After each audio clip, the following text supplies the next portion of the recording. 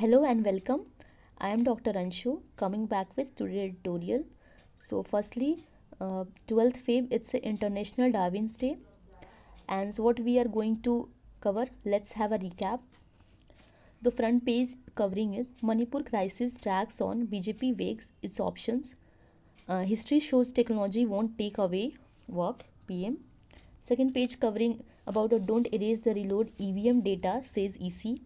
And the Trump's pause for a foreign bribery act in the possible reprieve for Adani others. A picture of thousands of the people deep in the Sangam and perform rituals on the eve of Magh Purnima. Third page is covering about editorials, a role of for India in South climate cooperations. Fourth one article is about addressing the growing threats of forest fires. Fifth article is about how will freeze on USAID affect the world. Sixth one was ahead of Magh Purnima Baad, Mahakumbh area declared no vehicle zone, and a small corner is self-inflicted injury. Seventh page is covering a legal remedy that perpetuates survivor trauma. So let's start with the front page. So the news that is ongoing already about the Manipur crisis drags on BJP wakes its option. So the after the existence of the Manipur CM Biren, it's the BJP that is going to take the command. The center will wait a few days before deciding on imposing the precedent rule. Governor did not summon this house 6-month period with the assembly should meets today. So there is a no consensus has been reached on selecting Biren Singh's successor as a Sabita Patra held a closed door meetings with the Imphal based NDA legislature for second consecutive day, and Patra separate meetings, first with Biren Singh and later with the governor, accompanied with state BJP chief A Sharda, and some legislators suggest the divide within the party ranks. So the Congress said the constitutional mandate to hold the consecutive assembly sessions within a 6-month gap is breached. So the Manipur administrations remained in the state of uncertainty on Tuesday as evening as union government waited for the alternative leadership emerge within the state ruling party 2 days after the N. Biren Singh stepped down as a CM. So the Manipur assembly last session was on August 12, meaning 6-month period, which was assembly shall meet lapse on Wednesday, and center will wait few more days for formal decisions taken regarding the imposition of precedent rule. So it's article 174(1) of constitution that 6 months shall not be intervened between the last sitting of assembly in the one session and the date appointment for first meeting in next session. So the assembly was issued by Governor Ajay Kumar Bhalla on Tuesday, and however the official noted the provision does not explicitly state the assembly must be dissolved in the case a 6-month period has lapsed. So according to 2002 Supreme Court judgment, it's Bharat Bhai Bhagwan Jinbi and was the state of Gujarat. It's merely because schedule fixed under Article 174 cannot be heard, so that the per se cannot ground bring on the operative Article 356 precedent rule.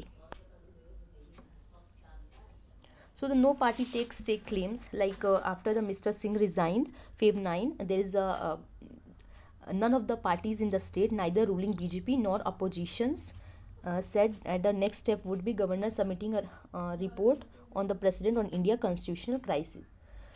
So the second news covering about the history, how so technology won't take away work, PM. So basically Narendra Modi, our Prime Minister Narendra Modi said that technology can't take our work. It's if we see the positive effect of the technology, like it's everybody has pros and cons. If we set our skill higher to it and we are controlling it, then there is they can't take away our work. It's like it's artificial intelligence are not about just managing risk and rivalries. It's about the on the Paris Summit AI action on Tuesday, calling for a collective approach to set the standards that AI that benefit everyone, especially in the global south. So India is a co-chairing the summit with France this year. There is already a summit meeting is held in is going in France this year.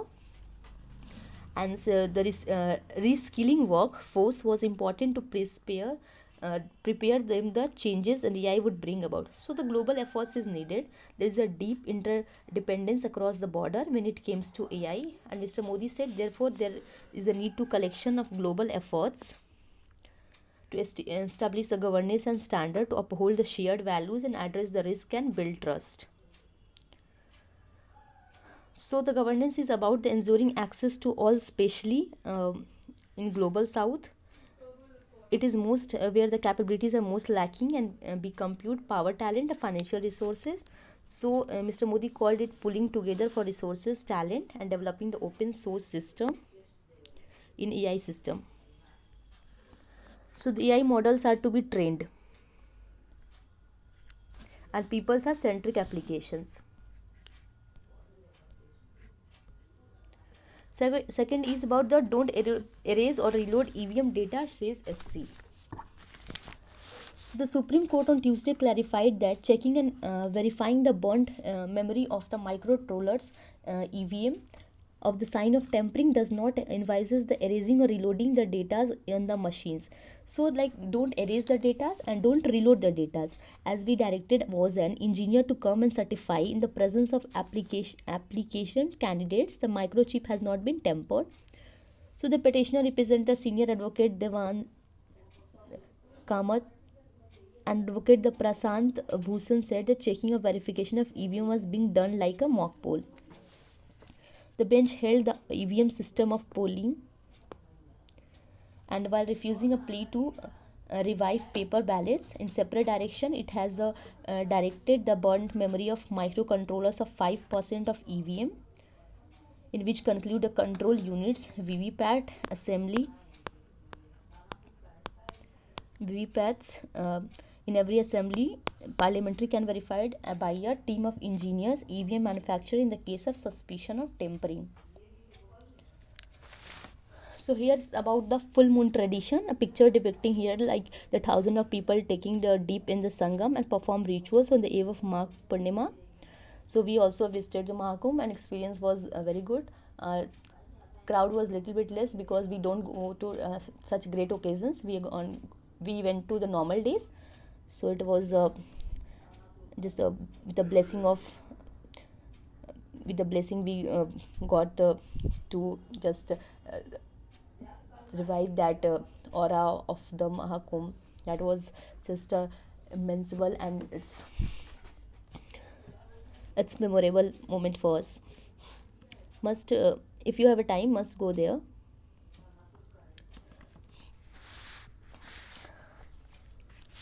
Just stay cautious.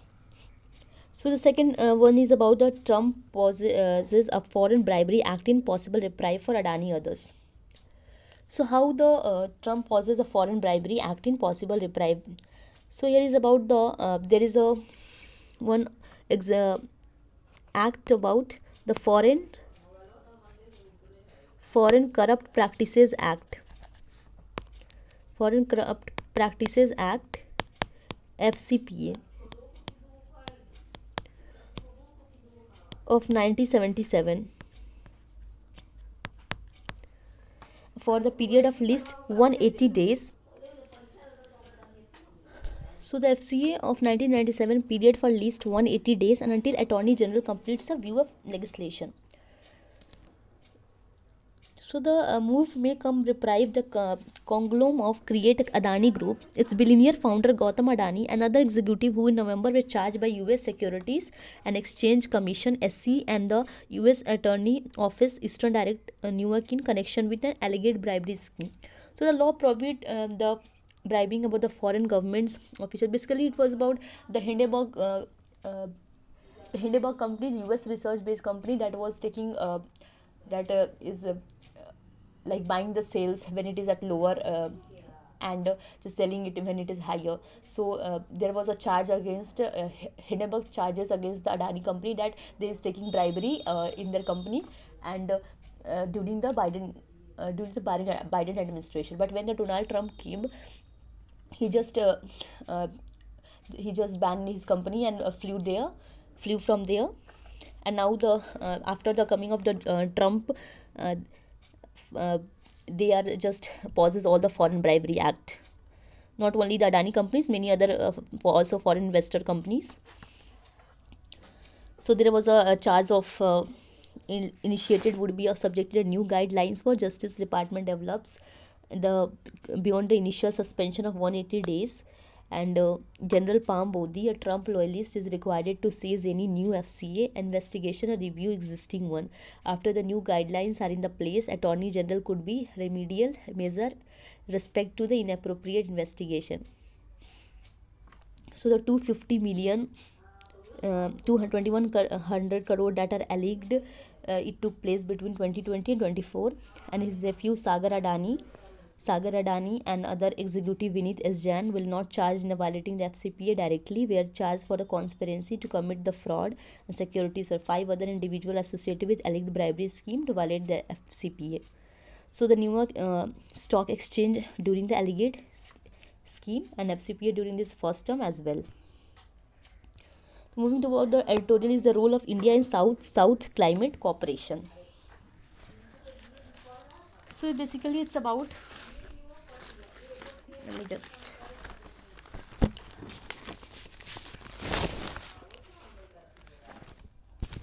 so it's how a role for India in South and South Climate Cooperation. It's basically here the writer is talking about the global South and South Climate Cooperations. So the global South countries consist all the African unions in the G20, and there was a this the COP29 held at Baku, Azerbaijan, referred as a climate finance. COP has played a crucial role in operationalizing the core elements of Article 6 of Paris Agreement. So the Article 6 at Baku represent the renewed focus on Marcus mechanism at which could help the countries that are often constrained by limited resources and by transition to carbon neutral economy. So the Article 6 has potential to meet the climate ambitions and cooperative approaches, and it facilitates the internationally transfer mitigations outcomes between a host and partner country to help the countries meet their nationally determined contribution, offering the flexibility for tailored agreements. So the Article 6.2 and Indian climate policies here are about the India is considered as the third largest emitter of greenhouse gases, though in the absolute term worldly, rapidly growing economy is well positioned to draw benefits from Article 6.2. So the country has challenge in balancing its developmental goals with its climate commitment due to lack of adequate finances, also lack of support of developed countries. India and NDC inter alia include ambitious targets such as reducing emissions intensity by 45% by 2030. These are the targets of the global emission reduction, and the developed nation to mobilize at least 1 trillion annually to the climate finance for developing countries to meet the challenges of global warming. So it's opportunity time for India to move it to its own domestic emission trading scheme ETS, launching carbon trading scheme in 2023 with aim integrating the market mechanism national policy. So there is a clean developmental mechanism. India has a prior experience with clean development CDM, voluntary market VCM, energy saving market ECRT, renewable energy certificate REC led the ground network for effective engagement with international carbon market under Article 6.2. So India has identified the 14 key activities international collaboration with Article 6.2, which include the renewable energy, carbon capture, utilization and storage program. So these technologies such as green hydrogen, sustainable aviation fuel require the advanced expertise, research and partnership with leading nations such as South Korea, Europe Union and Japan. So there are also core benefits such as reducing health problems and enhancing the income through green jobs. So the investment in key sector in which India has extensive experience such as RE and sustainable infrastructure. So what are the opportunities for countries is Article 6.2 offer India as an opportunity to unlock the large scale climate finance through south to south cooperation. So countries are under the pressure to meet the stringent NDC can purchase Itomo from India's generating.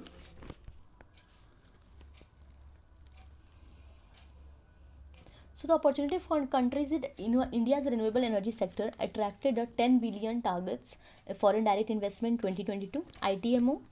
That's ITMO transactions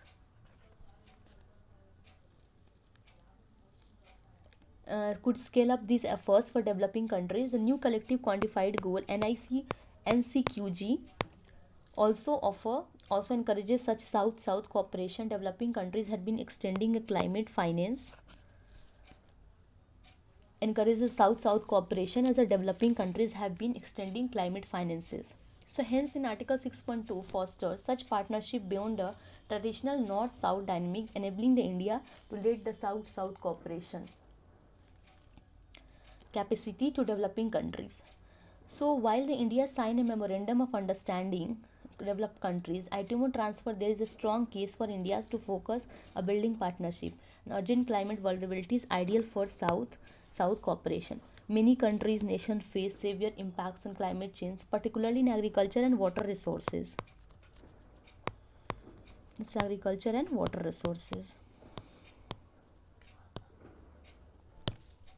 So the partnership and African government extending to trade, investment and development project strengthen this case. So under the 10 principle of India-Africa engagement initiated by Prime Minister Narendra Modi, a sustained engagement creating a local capabilities addressing climate change. And this can also help India meet its NDC to found its sustainable development project across Africa continent. So what are the challenges? Like ITMO says, offers opportunities for international cooperation, but at the same time it also presents challenges for India's developed nations might rely on low cost emissions, and ITMO transfers its own climate targets for sustainability. So these include a safeguard for equitable benefit sharing, transparency, alignment with a national global climate and ambitions. So moving to the next article, it's about addressing the growing threats of forest fire. The writer here is telling about the fire that is happening in Los Angeles last month that destroyed causes the home and causing casualties and displacement of urgency in addressing the preventing forest fire. So this unfortunately the forest fire become a point of conversation only when some major incident causes irrevocable damage and captures media and public attention.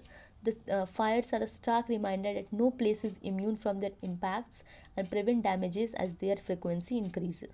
So there is a India's, according to Forest Survey of India, there is a 36% of the country's forest cover is prone. Forest country is prone to fire. And analysis of the Council Energy Environment, there is a tenfold increase in forest fire. In forest cover, and there is a tenfold increase forest fire incident in last 2 decades. So increase in merely by 1.12%. So living on the fringes on Corbett Tiger Reserve in Uttarakhand, I see the immense value of the India's forest not just as critical enablers of wildlife conservation and source of biodiversity. While Uttarakhand, Himachal Pradesh often captures the headline for forest fires, Madhya Pradesh, Mahabharat, Odisha, Karnataka, these are the states that were basically more often capture fires and headlines for forest fire. Karnataka, and also grabbing the frequency of intensity of the forest fires. So the devastating consequences is like 90% of these forest fires. Basically, some are the natural causes and some are like artificial causes. Natural causes like volcanic eruptions held there, there's a landslides, there's a land clearing, slash and burn and these are the human-made activities that lead to forest fire, like burn agriculture, tended on campfires.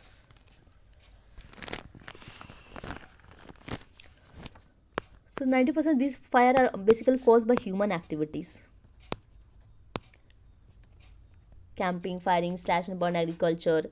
The forests have widespread consequences on nature and social and economic, and that all are interconnected. Beside this, the direct loss of tree, wildlife, biodiversity, they contribute. Basically, the type of fire is like ground level, surface level, at ground level. So ground level are basically not seen at surface level. Ground level are seen. So the report of World Resources World Resources Institute estimate Indian forest fire emits approximately 69% of the 69% million tons of the CO2 annually. Forest fire result in loss of timber and non-timber forest, contributing to the direct economy. A 2018 report, Ministry of Environment, Forest, Climate Change estimated that 1.7 lakh 4 crore forest fire also causes a disturb the water cycle, causes a soil fertility degradation, and worsen a human wildlife conflict as the animals seek refuge in human settlement. So the prevention forest fire prevention and management scheme, the centrally sponsored scheme, assists the state government in strengthening their forest for prevention and management capabilities. So what are the more robust responses? Like basically the budget constraint proven to be obstacle. For example, FPMS funding is in 2019-20 received 46.40 crore, followed by 32.47 crore in 2021 and 34.26, data is already given here, 34.26 crore in 2022 and 28.25 crore. So revise on the technology front, existing forest fire alert system cannot distinguish between the forest fire and other types of forest, delaying the ground level validation.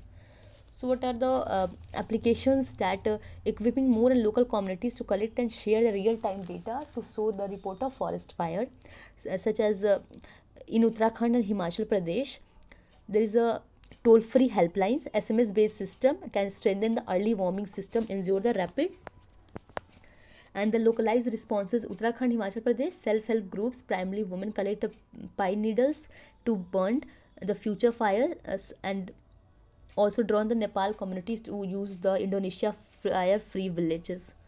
So forests are not just an environmental issue, they are a societal and economic, affecting the livelihood, health, foundation of our ecosystem, addressing the challenges required. The scientists and civil society groups and communities from creating a supporting infrastructure through the budgeting, technology, adoption, personal to empowering communities. So moving to the next article, it's about how will freeze on UCAID affect the world.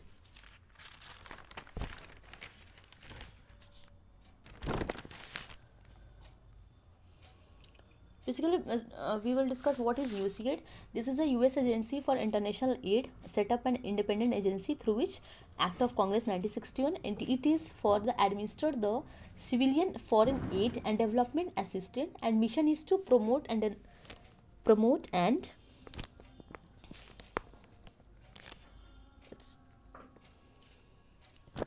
its mission is to promote the demonstrate democratic values abroad and advance a free, peaceful, prosperous world. So in the work with the partnership, like over the it is pushing agenda, it provide a financial aid across various state sector in 100 countries worldwide. Broadly, it works in sector of economic development. It is working in economic development, food security, humanitarian assistance,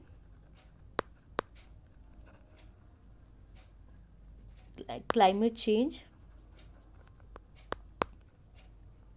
and democracy and governance. So it work in a partnership of with a government, NGO, businessmen.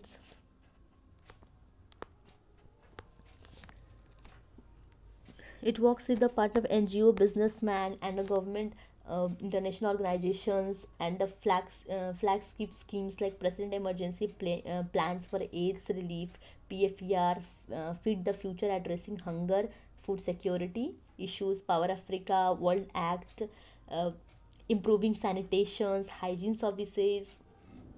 So what does Elon Musk said? Like the head of Department of Government Efficiency, Doge, has threatened the agency that would shut down, and Secretary of State of Marco Rubio is now acting the administration of USAID talked about reconstructing. So how this impact the countries? Like US Foreign Assistance website, top countries USAID engaged with Ukraine, Ethiopia, Jordan, Somalia, Congo, Kinshasa, Afghanistan, Nigeria, Syria, South Sudan. So withdrawal of these funds arising on decision of born out of petulance might severely impact the fortunes of these nations. A number of projects will have to drop in the light aid of being stopped, and they will have impact not only quality of life beneficiaries of this scheme but many more, even pose a danger to life in these nations.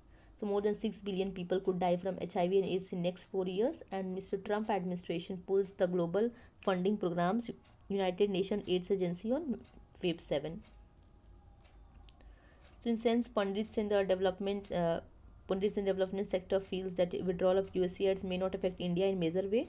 However, it remains to see how these existence, particularly in healthcare, fare now central schemes and beneficiaries. So USAID all directs the projects India to suspend operation for time being. Here is a brief history about USAID. When it is established in 1961, dismantled by the Congress, provides assistance for strategically importance in those conflicts, alleviate poverty, diseases, humanitarian needs. These are the brief introduction here. So sixth data is about the ahead of Magh Purnima. Bath Mahakumbh area declared no vehicle zone.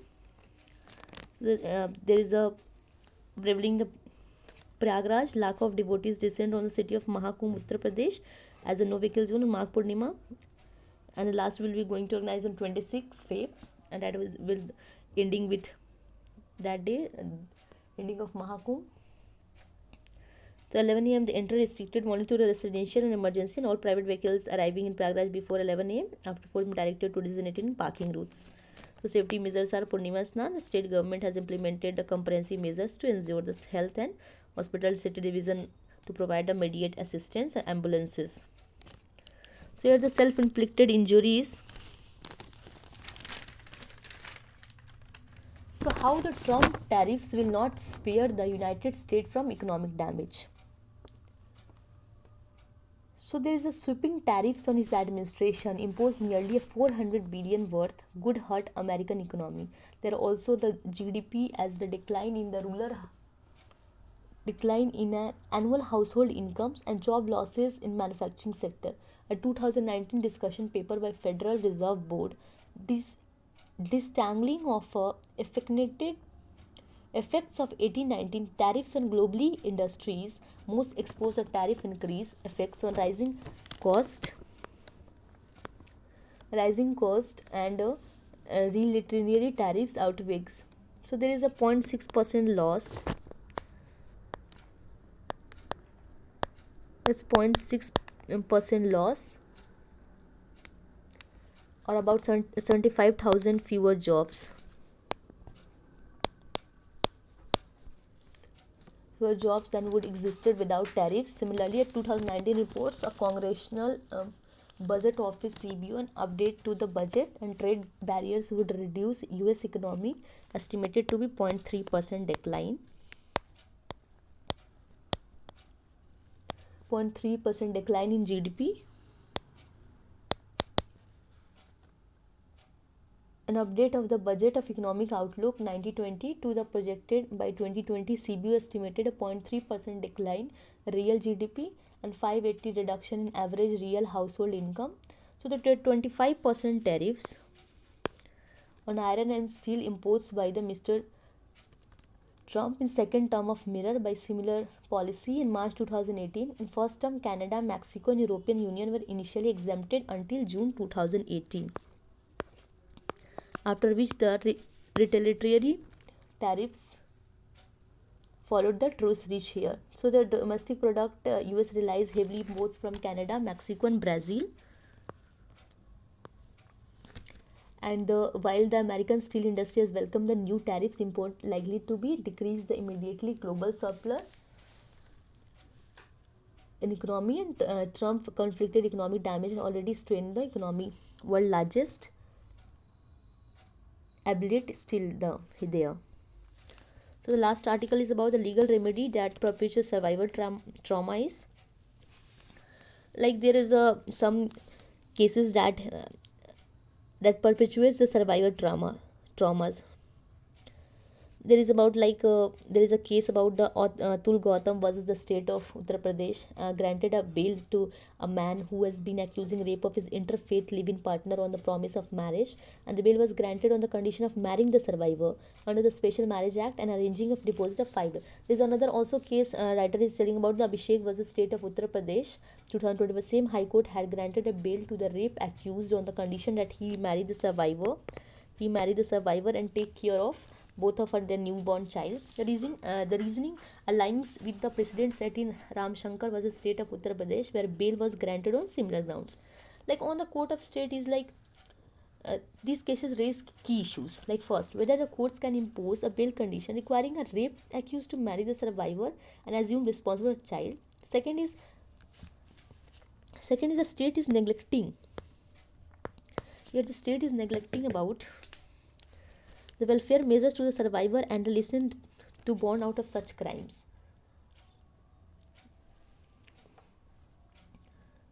And court also directed that bail conditions should not reinforce gender stereotypes. A patriarchal notion of women must strictly comply the code of criminal procedures. And while dealing the section 437 of the code, Kunal Kumar Tiwari versus the state of Bihar, for instance, observed that courts may impose the bail on condition of interest of justice, however, cannot arbitrarily extend beyond the end of provision. So, what is the impact on the survivor? Like, basically, these reasoning perpetuate the problematic belief that marriage is remedy for rape, restoring elegant laws for purity of honor. This not only violates the autonomy of survivor but also legitimate unequal coercive martial relationship. These also cause the possibility of abuse under the guise of reconciliations. The court is forced to dependent relationship with accused, often without genuine consent, and marriage might result in abusive behavior under the legal protections. So this prospect of marriage often become a strategic escape route for accused, allowing bail compromises or even leniency during the sentencing. So the responsibility of welfare survivor children lies squarely with the right to privacy of adolescent 2024, and court held the state must provide essential shelter, food, educations victims, counseling for the victim, and lack of adequate support system leaves survivor with no choice but rely on perpetrators. The reliance is not only perpetuates the cycle of exploitation but also violates the fundamental right to live in dignity of Article 21. To state shift to responsibility to judiciary with constitutional principle. So the conflict of interest is the granting bails on a condition of marriage during dependency on a trial is particularly problematic while considering the questions about the accused survivor. Moreover, marriage is demanded as a measure for survivor welfare and raises the concern about court impartiality and the practice of sexual violences involving rape and other forms. Justice may not be diluted by societal norm or convenience. It must be prioritized on the right of dignity, on the rights, dignity, and autonomy of survivor, ensuring a legal remedial do not perpetuate their trauma, compromise with the principle of fairness. So that's all for today's. Let's have a summary. Manipur crisis drags on BJP weight as its option. History shows that technology won't take away work. Don't erase the reload EVM data. Trump pauses a foreign bribery act and possible reprieve for Adani for others. Third one is about the role for India in South climatic operations. Fourth one is about addressing the growing threats of forest fire. Fifth article is how will the freeze on USAID affect the world. Sixth article is about the ahead of Magh Purnima, Mahajun declared as no vehicle zone, and there is a self-inflicted injury. And last one is about the legal remedy that perpetuate the survivor trauma. So just covering all the important slides and editorials today. Tomorrow we will meet with a new editorial. Till now I'm ending this session here. Thank you for cooperating, and still you are up to, if you are still seeing this video, thank you for waiting till the last. Good night, take care, see you tomorrow, bye.